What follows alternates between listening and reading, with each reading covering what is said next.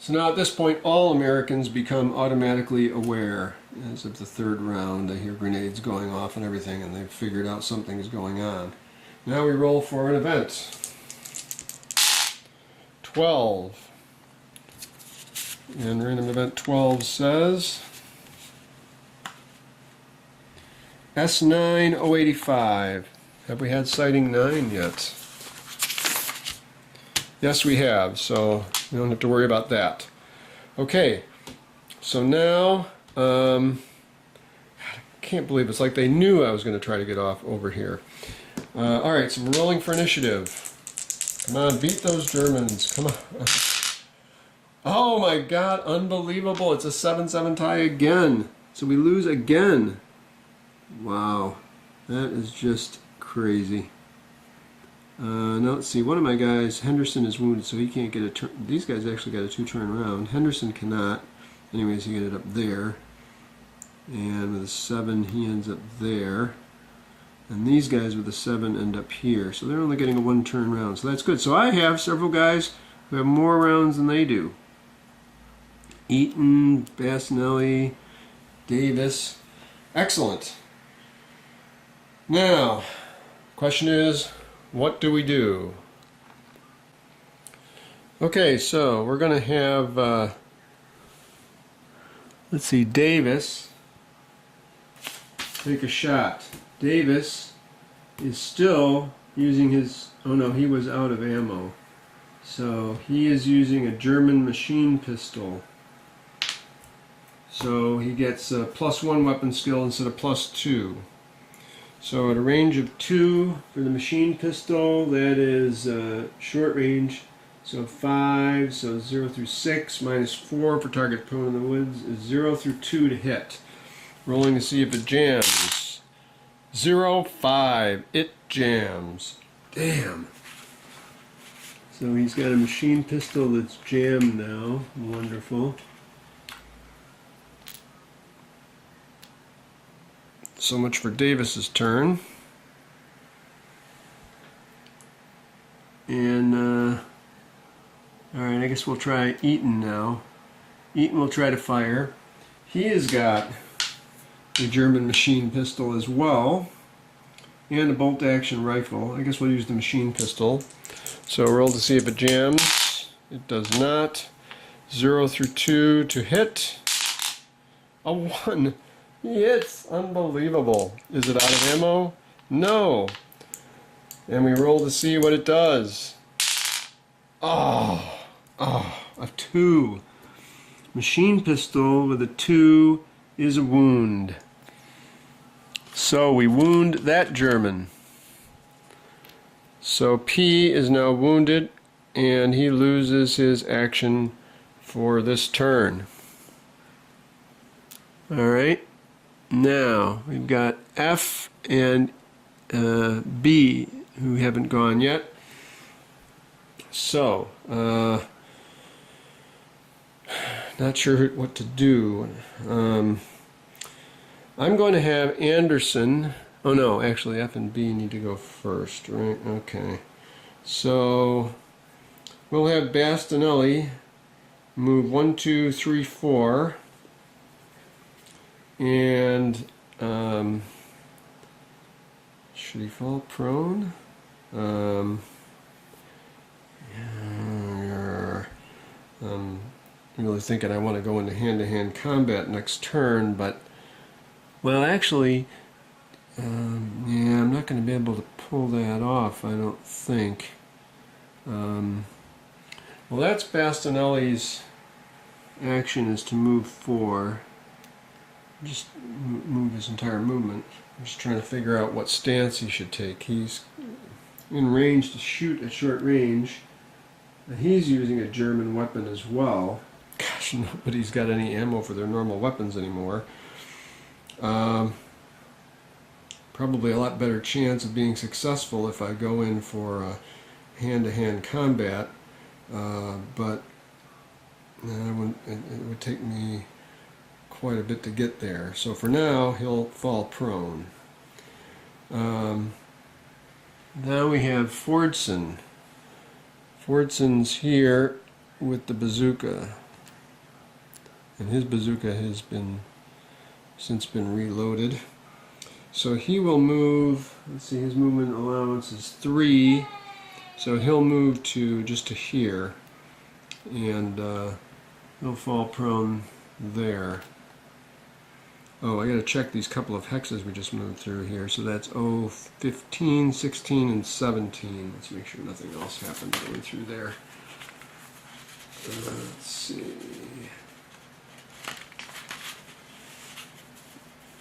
Uh, 15, 16, 17. Okay, yeah, nothing happened through there. Okay, so now we have that was Fordson. So now it's the German V's turn. So he needs to roll for an action number, and he gets a 9.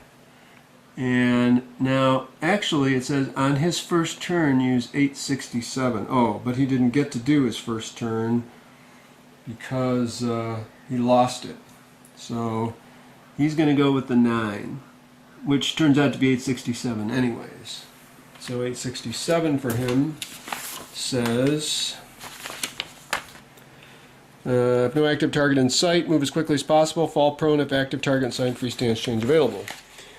He cannot see Bastinelli or anybody else, so he will stand up so that he can move as fast as possible, and then he will move to, actually, let me look here. He's wounded, so what does that do to his movement allowance? I've got to check here. Okay, so his movement allowance is reduced to a 2, so he is just able to move forward and does not have any movement points to make a stance change back. Wonderful. So he's now standing in line of sight of my guys. Now he's going to learn. So we have lots of options, people to move here. Let's see, how do we want to do this? Let's have, let's try having Eaton take a shot at the standing guy. So he's using his machine pistol. Does it jam? 08. It doesn't, but was Eaton the one who already had one that was jammed? Yes. So actually he should have been unjamming. So let's see, what is his chance to unjam? Weapon skill of 2 for Eaton. Becomes a 1. He rolls to unjam. He gets a 3. He unjammed it.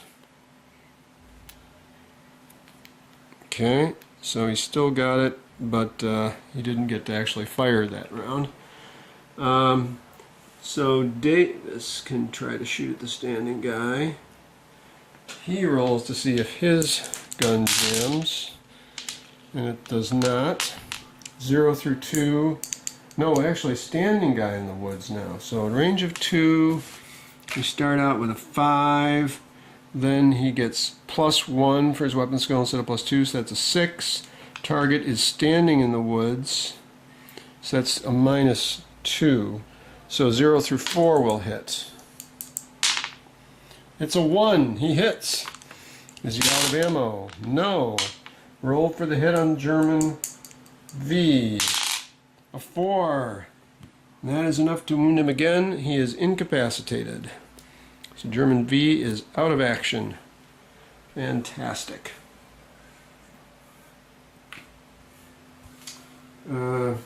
Reminds me I got to give myself another victory point for yet another German showing up when V showed up. Let's see, so now we've got P there. We've still got plenty of guys who can shoot at him though.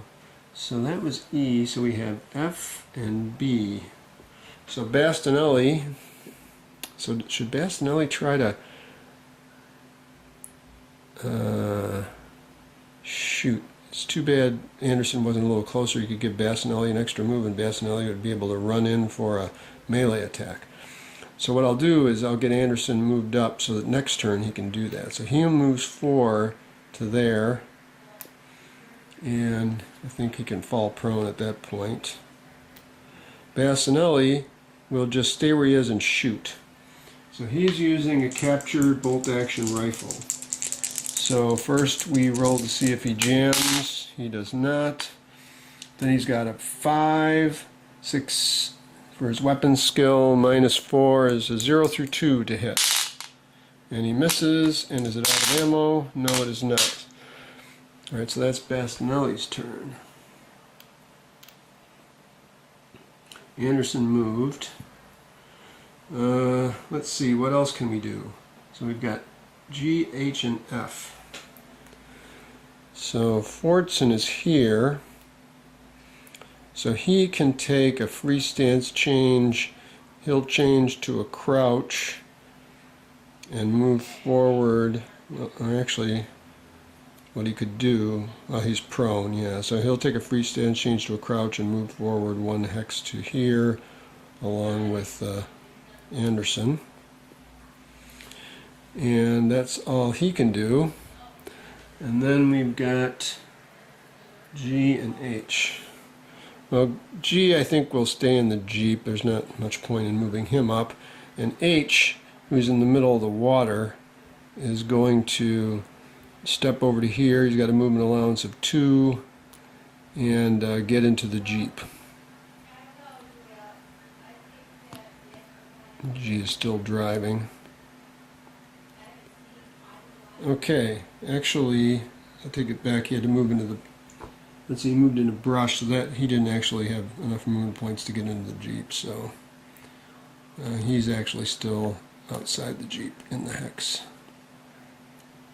Okay, so that was G and H. It's the end of the round, and now we'll be rolling for the next round. Random events 11. Okay, random event 11 is S9, which has already occurred, so now we're rolling for initiative. 9 for the Germans, 5 for me.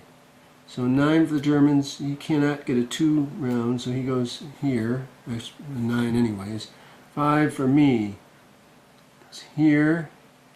These guys with a 5 all end up here.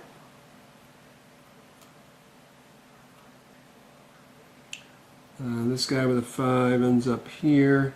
This guy with a 5 ends up here. G could potentially panic, but he's within 2 spaces of, he's in the Jeep within 2 spaces of Anderson, so he's fine. So we've got H and A able to do 2 things this round. So, thinking about some kind of a hand-to-hand attack here. We could give Bastinelli an extra action. He'd only get 1 action before the German moves. Think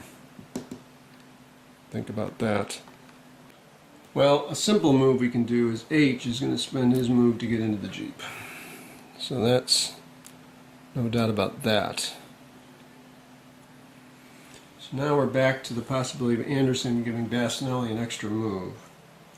Well, that probably makes sense no matter what we're going to do, so we'll give Bastinelli an extra move.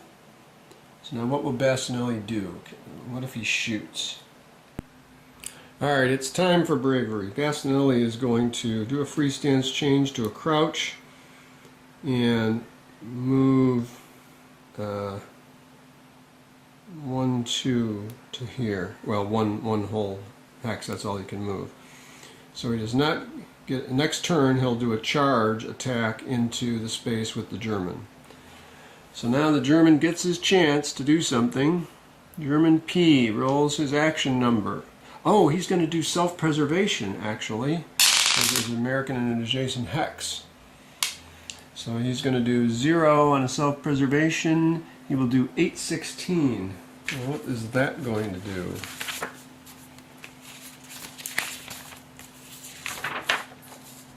Ignore the self-preservation reaction. Roll for a new German action number and refer to the soldier's action column that would otherwise apply. Okay, so we roll again. He gets a 9. Here does 867. 867 says, if active target in sight, move as quickly as possible. Fall prone in first non-open hex entered. spending a movement point to do so if necessary. If no non-open hex is entered, fall prone and last hex entered. Again, spending a movement point if necessary. So he's chickening out. Okay, active target site. Move as quickly as possible. So for him, that means he's going to stand up. And that's his... Oh, he doesn't get a free stance change, actually. So that's all he was able to... actually, let me think about that. Maybe he'll be better off crouched. Hang on. Okay, since he only has a movement point allowance of 2, and he can move 1 hex using his, when he's crouching, he's able to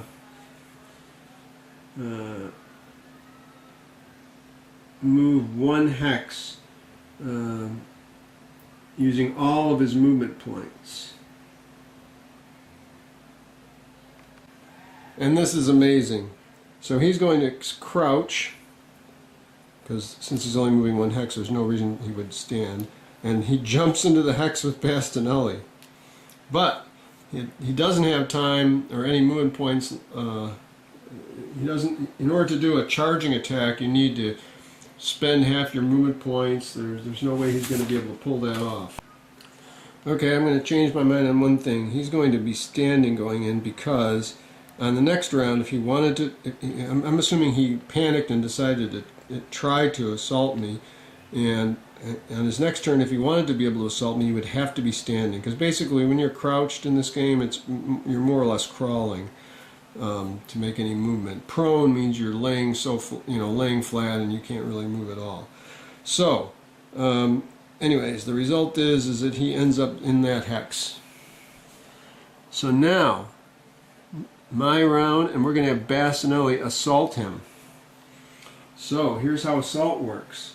First, must be standing, must be in the same hex. He would have to charge, but since the German showed up here, I don't have to charge, which is good because I get a -3 for charging.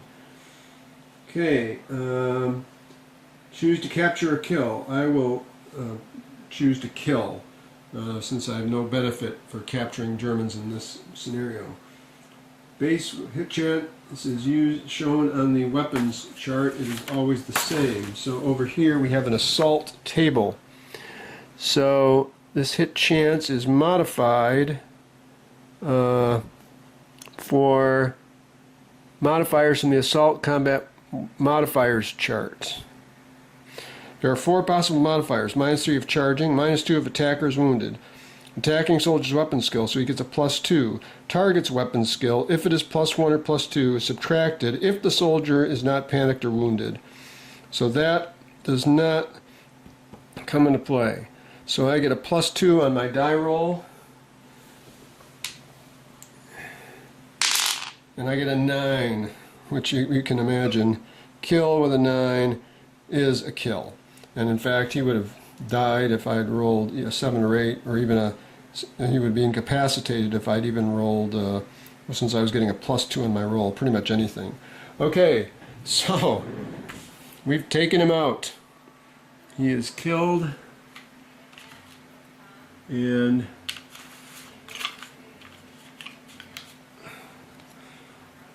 by hand-to-hand combat from Bastinelli. So that was German P and V. P had a bolt-action rifle and a pistol, so maybe we'll take that. And we are now going to be moving shortly back into operations, and hopefully we can get off this map now. Okay, so now Bastinelli is going to move. Well, actually, we need somebody to pick up the machine pistol off the other guy. If somebody can use another weapon. Let's see, Eaton really can't. But Davis could. He's already carrying 1 machine pistol, but he could pick up another one. So we'll have Davis move here and then into P18. Make sure nothing happens there. Gosh, I hope not. No, nothing does. So we pick up, Davis picks up a machine pistol. So he's now carrying 1 German machine pistol with another one slung over his shoulder. So now it's time for us to make our escape. Well, we know that there's no checks if we move right back up here to the Jeep. So I think that's what everyone will do. In fact, what I'll do, I think, is have half the crew take the Jeep, drive them down the road to escape, and then come back for the rest of the crew. Kind of makes sense to me that they'd probably just go ahead and use the road since it's right there. So everybody else will basically hide here. So we've got 2 people in the Jeep right now, so we'll put Fordson in the Jeep as well as Eaton here. And then we've got the wounded man. Oh, well, let's take one of the commanders with us in case there's somehow some trouble. So we'll take Bastinelli, Fordson, Gallagher, and Henderson. They all jump in the Jeep, and they're going to go here and start driving out down the road. And everybody else will wait prone here.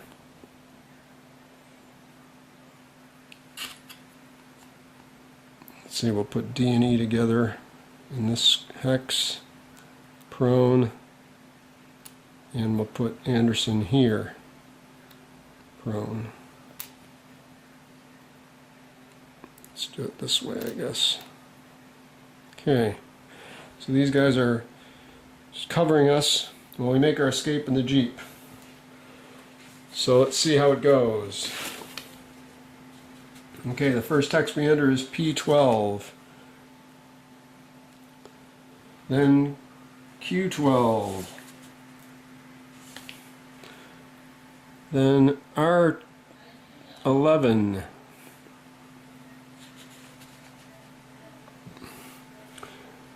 S11. T10. U10, V9, W9, X8, Y8, and nothing. They basically all get out and walk, except for Gallagher, so these guys leave. Everyone except for Gallagher. And Gallagher drives the Jeep back.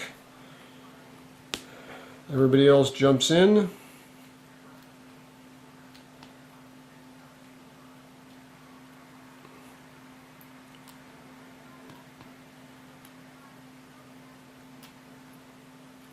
And off they go,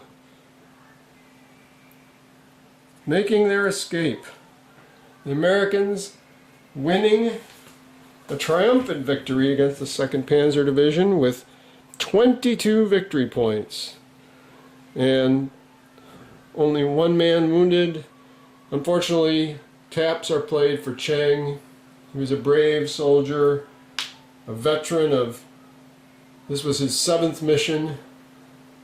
And unfortunately, we'll have to write a letter to his folks. This is Jim. This was Ambush, signing off.